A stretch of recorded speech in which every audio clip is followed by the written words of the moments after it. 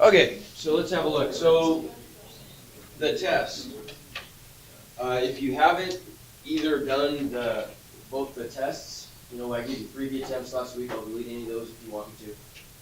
For the practice tests, I would encourage you strongly to look at the practice tests. So practice tests are identical in format to the tests. So let's get phones and all that stuff away so everybody can really give me your undivided attention. Let's make this a good review so we can come in and get this done, because we're going to be, I'm going to devote 2 days to testing, and then I'll give you a retake day, probably not Friday, probably next week I'll give you a retake day, but Friday we're starting some new stuff, right? So we're kind of moving on. This is going to be going to be kind of a big grade coming early in this semester, right? So you want to make sure you're starting off on the right foot. The last thing you want to do is with no homework in there at all. You don't have any homework grades until we learn to do new stuff. All the Unit 3 stuff went last semester. So this grade sets the tempo, right? So make sure you're ready and get off to a good start in the class. So what it's going to cover is the stuff on the practice tests. I'm not going to go through all of it. It's just, I don't want to, we've already done some of that. We've talked about domains and ranges a ton. We've reviewed that stuff over and over again. Looking at increasing, decreasing functions, positive, negative values. You may need to go back and look at your notes. I've got all the notes, the class notes are all up on Moodle. Remind me at the end of the period to just show you once again where all that stuff is if you want to go looking for it, okay? If you need to, you can look at the PDFs that act as our textbook. But mostly, I think the thing to do is just to go back and review your assignments, right? You can pull those up on Moodle anytime you want to. Anything that you missed, take a look at why you missed it, okay? See if you can make sure you understand why you missed it. I want to focus on what I consider to be the harder topics that are going to be on the test. So to me, that means I want to focus on the transformations and the graphs. I think that's a kind of a big ticket item that's, takes a little bit of thinking. We've talked about it quite a bit, but let's hit it one more time, and then I want to review some of the Desmos stuff too, because the test is in 2 parts. Test 1 is a non-graphing utility test where you can't use Desmos. Test 2 is a Desmos test where you can use Desmos. You should use Desmos as much as you can. So there's some great tricks in Desmos that I think make that second test really pretty simple. Okay, just remember how to use it, practice it a little bit. All right, so this comes from the non-graphing calculator part, where you have to choose the graph in Moodle corresponding to a function, right? So let's talk about this. We've gone through this several times. Really all we need to do is figure out what are the values of a and h and k, right? What's our parent function here? If I just, x squared, if I just erase all of the numbers involved, this just kind of defaults to an x squared function, doesn't it? So we could say p of x, our parent function,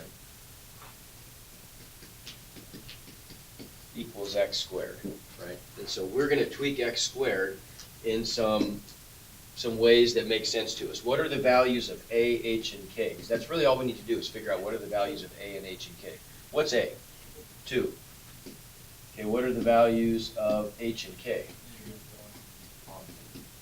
Whoops. What is it again? Not -1. 1, right? 1 and 3, because remember, h is the value that's being subtracted from x always, okay? We always know that in any situation, we know that if our parent function is p of x, then f of x can always be written as a times p of x minus h plus k, right? Does that make sense? So in our case, p of x is actually x squared. So for us, it's going to look like a times x minus h squared plus k. We just have to figure out what are the values of a, h, and k, and you told me that. They are 2, 1, and 3, right? What does h and k tell us? Well, I mean, kind of, but what's it really telling us? We're going to take our parent graph and do what to it? Say it again. H and k. Where it's at, right? Where it's been translated to, right? So we're going to take the vertex and we're going to slide the whole thing to the right by 1 and up by 3, correct? Correct. Okay. What's a telling us? Vertical dilation factor. So that's telling us how much we're going to stretch or squish the function vertically, right? So technically, we always want to start off with the dilation factor and then stretch or compress the graph. And then once we've done that, we'll just slide it to its final resting place, right, wherever it's supposed to be, which the vertex has to end up there, right? So we'll do it once that way, but then we'll fall back on our shortcut, okay? So we have to, in order to dilate this thing, we always have to start with our parent graph, right? So we always want to start with a regular parabola, p of x equals x squared. And the easiest way to graph that, remember, is just with a t-table. That's all we got to do. If we just make a t-table where we've got x and x squared, well, we can just plug in values of x to find the corresponding values of y. So if I plug in 0, 0 squared is 0, right? So we know one point is going to be at the origin, right, at the coordinates 0, 0. If I go over by 1, if x is 1, what's y? 1. Go over 1 and up 1. Good. So there's over 1 and up 1. There's a point. Okay. If we go over, we'll just do one more. If we go over 2, we go up 4. 2 squared is 4. Good. Okay, and so there's a third point. So right there. And if I connect those smoothly, I just get a parabola, right? Something like that. So there's p of x equals x squared. So first thing we got to do is we've got to stretch that thing. A is 2, right? So let's make another column, right? So we want to do 2 times my original y values, right? So 2 times x squared. All that's going to do is take each of these y values and just multiply it by 2, right? So instead of 1, we get 2. Instead of 4, we get 8, right? And those would just look like over 1, up 2, over 2, up 8,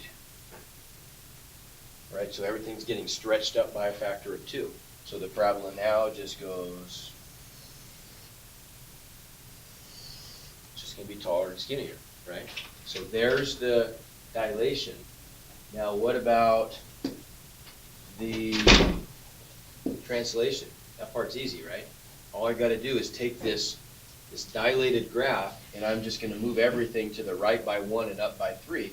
And so we're just going to use the simplest point, which is the vertex, which starts at 0, 0.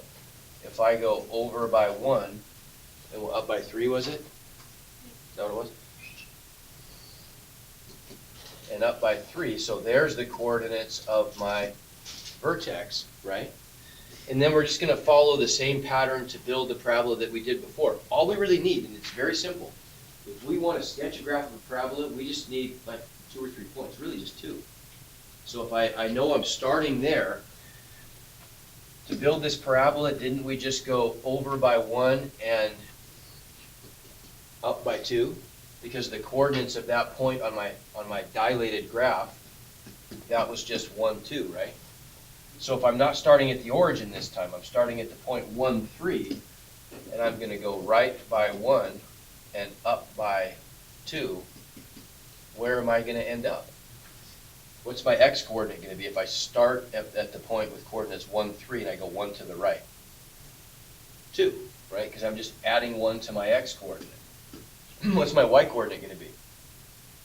Starting at y equals 3, and I'm going up by 2? 5. Okay, so that's going to be my final parabola. Here, I'll do it in a bright color. It's going to look like this. And all we need to know is it's the one that's going through those 2 points. That's the vertex, and that's another point. I'll just find that one on Moodle. Easy, right? No big deal. Do we have to actually graph it first, to stretch it first, and then translate it? No, we can do our shortcut. Let's do one more example. Like, what about this guy here? What are the values of A, H, and K for this one? A is negative. Okay, so A is negative 1/3, Howard. And the point HK is what? 1/3, okay, right? So we know that, what's this going to do? What's the vertical dilation factor going to do? What's the 1/3 part going to do? Is the 1/3 part going to stretch it or compress it? It's going to compress it because it's less than 1, right? What about the negative part? gonna flip it, isn't it? It's gonna flip it vertically, right? That makes sense? So we already know what this is going to do to our parent graph, but instead of drawing it twice, let's just go ahead and start the vertex where we know it's gonna end up, right? One thing, when I say it's gonna flip something vertically or reflect it vertically, let's just make sure we're all on the same page with that, right? If I've got some function, like let's say that this is my original function, some parabola, if I flip that thing this way, that's what we call a vertical reflection, right? Because it's moving it vertically, okay? That's reflected vertically. If I were to do this, if I'm going to reflect it over this axis, like over the y-axis, so it ends up over there, we'd call that a horizontal reflection, a reflection over the y-axis, because it's being moved horizontally when we reflect it. Make sense? Okay. All right, so let's put our vertex at 1, 3. So over 1 and up 3. Over 1 and up 3. There's our vertex. So if the dilation factor is -1/3, we're going to multiply all of the normal y values from the vertex, right, by -1/3. So let's just make another t-table. So we've got x's, we've got regular old x squareds, and then we've got -1/3 x squareds. Right, we're going to multiply the normal y values by -1/3. So we already know what the first ones are: 0, 0, 1, 1, 2, 4, and the next one would be 3 and 9, right? 3 and 3 squared. So let's see what happens when we multiply each of these y values by -1/3. You know, when x squared is 0, -1/3 times 0 is still 0, right? 1 times -1/3 is -1/3. 4 times -1/3 is -4/3, so -1⁻³. Those aren't really convenient. But what about this one? What's 9 times -1/3? 3. Almost. 9 times -1/3 is -3. So that would be a good one to use, wouldn't it? Yes. Right? So instead of, normally we would go over 3 and up 9, we're just going to go over 3 and down 3, right? And so our graph would be this one.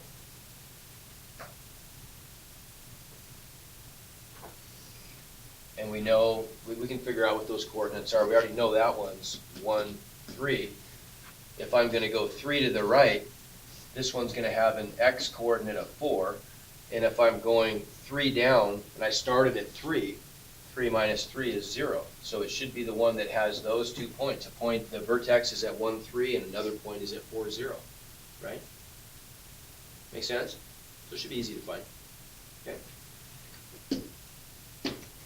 Okay, we're not going the other way. These are easier, I think. So this time they're giving us a picture of the graph, and we just have to write what are the values of A and H and K, and then plug them in, right? That's it.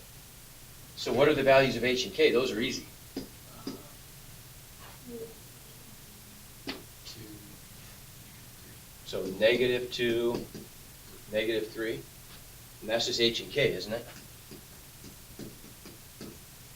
Okay. So there's H and K.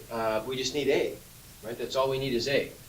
So we got to think about now, what are we doing that give us a convenient point? So what's my roadmap from the vertex? How much am I going to the right and how much am I going up to get to the first convenient point here? Okay, so I'm going 3 to the right and I'm going 3 up, right?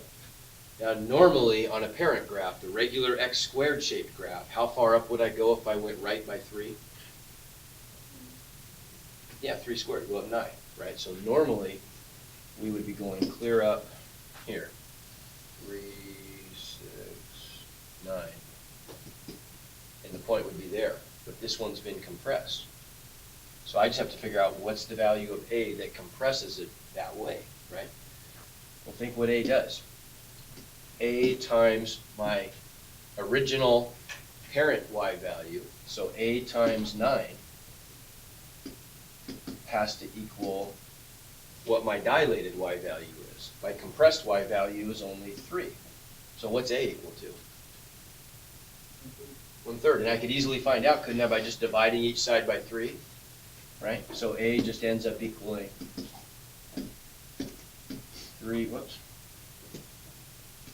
3 over 9, which is just equal to 1/3. Right? Makes sense. And we could kind of think about that. Yeah, that makes sense. We're being compressed, so it's got to be less than 1. It's positive because it's not being reflected, right? And how much is it being compressed? Well, 1/3. I've made this y value only 1/3 as high as it used to be. You can also just use the formula. You can do it this way if you want to, or you can always just remember that A, the vertical dilation factor, always has to be the ratio of the dilated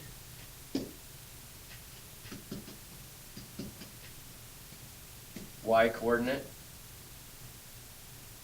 divided by the parent.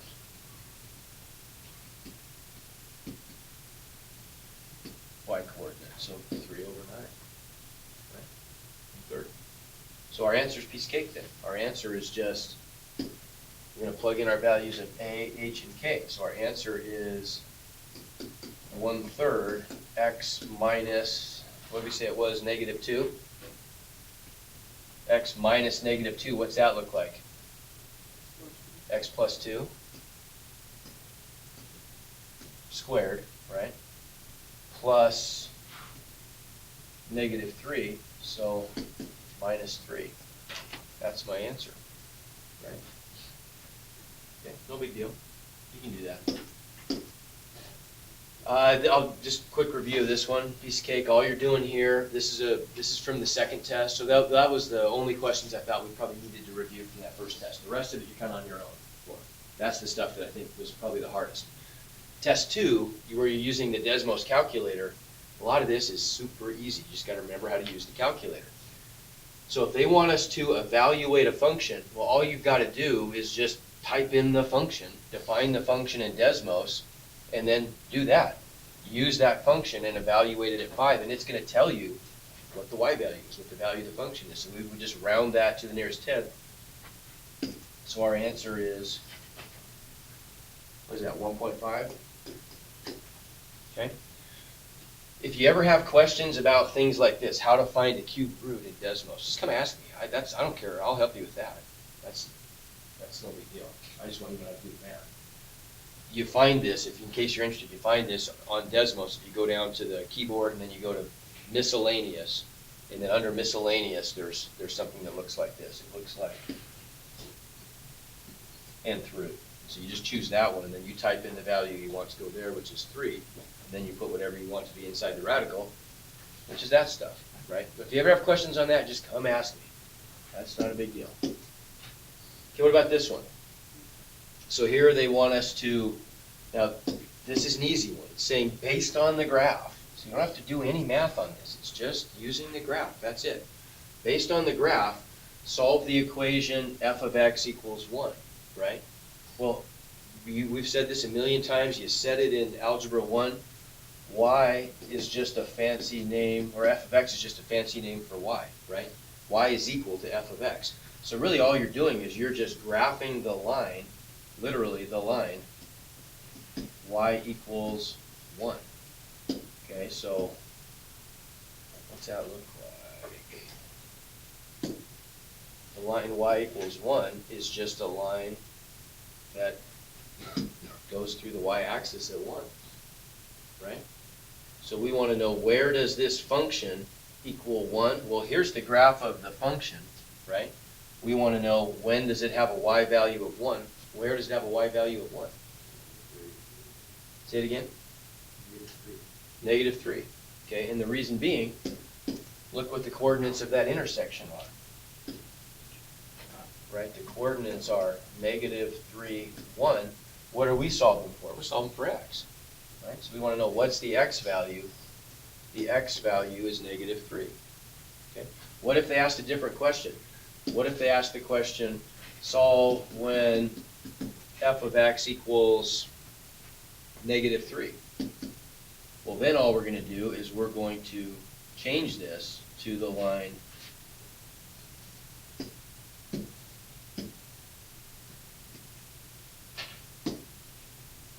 now we're going to change this to the line y equals -3. Right, so we'll just drag this down to there. There's the line y equals -3, right? So we want to know, where does the function have y values of -3? Where's that? There and there, right? So what are those coordinates? Looks like we've got coordinates, what is that? 3, -3, and what is that? -9.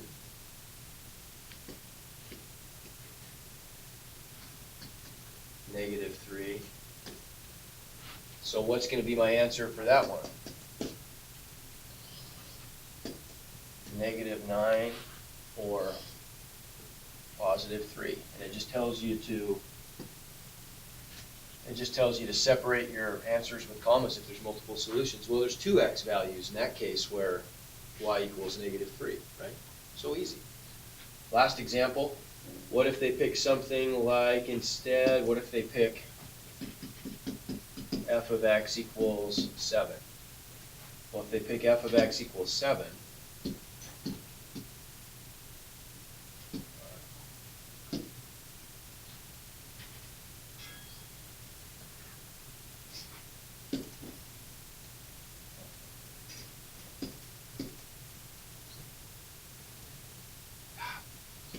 right.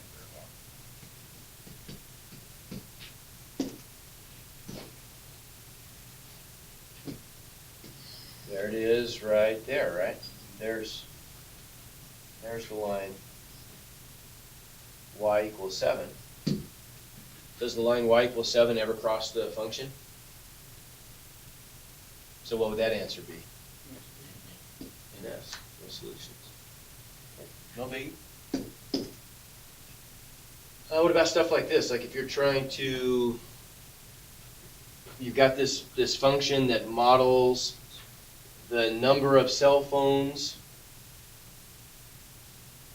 sold, represents the number of years. Okay, yeah, so it's the number of cell phones sold in a given year. X represents the number of years after 2005. This is a Desmos question. We just want to evaluate this function that we're going to type into Desmos for the right value of x. Well, all we need to do is figure out what value of x are we talking about. Well, if x is the number of years since 2005, what value of x does 2017 correspond to? 12, yeah. So we're just going to plug the value 12 into the function. And remember, no commas. You can't put commas in big numbers in Desmos or it won't work. Okay? All right. Okay, this guy. So another really simple one, right? Another trick in Desmos. So the thing that's tricky about this is just being able to manipulate the window and find the intersections. But the trick is really easy. One of the best tricks in math that you'll be able to use a lot for the rest of the year, which saves you a ton of math, is the trick if I want to solve an equation using a graphing utility like Desmos or a TI-84 or something. All I've got to do is graph whatever the expression is to the left of the equal sign. I'm going to say y equals that, right? So there's my y equals the left expression function. It's graphed. It's the red one, and it's kind of a weird scale here, but it's a parabola. It goes way down and goes way up, right? Whatever the expression on the right side of the equation is, we're going to set y equal to that and graph that. So there's my other equation, y equals the right expression. And I just look for the intersections, and those are the real solutions of the equation. How easy, right? So I'm going to graph the blue line and the red parabola, and I've just got to go in there and kind of zoom in, excuse me, zoom in and out a little bit and find the intersections, and there they are. Those are the 2 points where the blue and the red curves intersect. And so, what are the answers? Well, the answers are the x values where that happens, right? I'm trying to solve this equation. The only variable in the equation is x, and so we end up getting the answers, what's that, -3.6 if I'm solving to the nearest tenth. Is that what I'm doing? nearest tenth, right? So negative 3.6 or 2.23. Oh, sorry, 2.2, not 2.23. Right? Make sense? That's it. Cross, graph both sides of the equation, find the intersections, done. Okay, we'll skip that, we'll do it like that. Okay, last few, and this is it, so I got 2 or 3 more of these things. Watch these closely, because these are the ones that I think people sometimes have trouble with, but the way I'm gonna do it right now, you'll get it completely. This helps. We're gonna do this just step by step. This is on the graphing, it's the Desmos one, but Desmos won't really help you here. So we're gonna start off with some parent function, and we're just gonna do these things to it in the order that they're given. That's it. So here's how I like to show this. Here's the starting line. Start off with g of x just equaling f of x, and now every step we do, let's just assign a color to it. So let's say this first thing we're going to do, we're going to stretch it by a factor of 9 vertically. So we'll call that step 1. What's that going to do to change f of x? What do I do when I want to multiply, or sorry, I want to stretch a function by a factor of 9? Kind of gave it away. What do we do? Multiply outside by 9, right? So that's really just saying that a equals 9, isn't it? So I get 9 f of x. Now step 2, we're going to reflect it horizontally. Okay, we got to be careful. Reflecting it horizontally means we're reflecting it over which axis?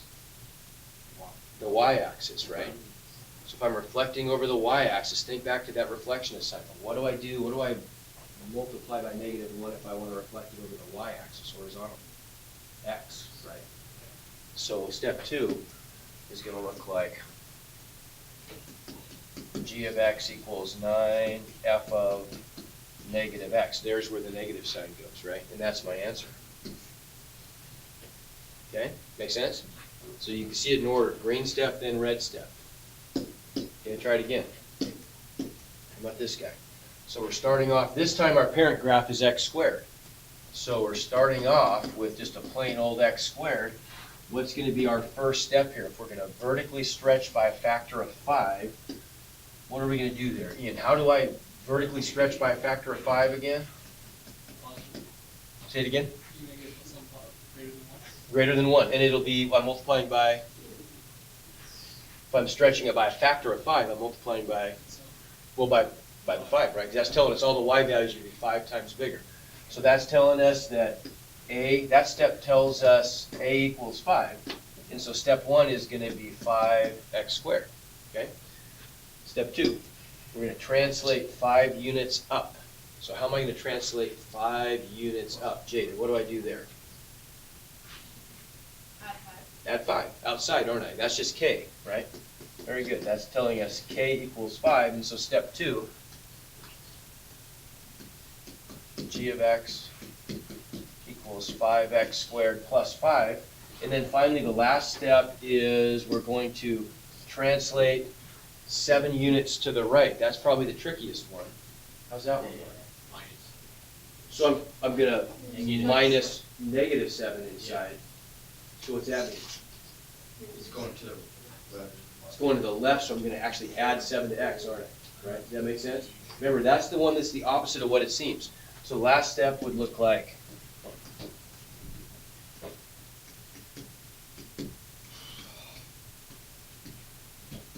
so I'm just going to replace the x with an x. Oh, sorry, we're going to the right. I get that messed up. We're going to the right, so we're going to subtract +7, right? I messed you up, sorry. So it's going to be x minus 7. Does that make sense? Plus 5. Okay, so this is just telling us up here that h equals 7, and h is the number that's subtracted from x. Everybody get that after I messed you up? Okay. If we had gone left, then that would have been a +7, right? Yeah. Okay, last one. One more and we're done. You got this, you got it. Oh, yeah. So starting line is g of x equals x squared. First step here. What's that telling us? Vertically stretch multiply. So I'm gonna multiply by 3, good. Okay, now how about this one? What if I vertically reflect? What's that do? -3. So I'm gonna make the 3 negative, right? I'm multiplying out in front by -1, but out in front means with the 3, right? So step 2 looks like, that's what we did, there's my negative sign. Step 3, if I translate 2 units down, what's that gonna be?